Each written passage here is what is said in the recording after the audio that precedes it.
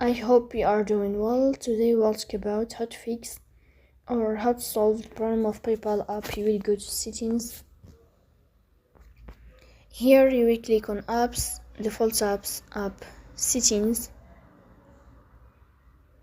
In this list you will search about the application of PayPal and you will click. Here in this page of app info you will click on first stop and you will click OK. Here you will enter to the window of storage and you will click here. Then we click on clear cache. In the end you will go to Play Store.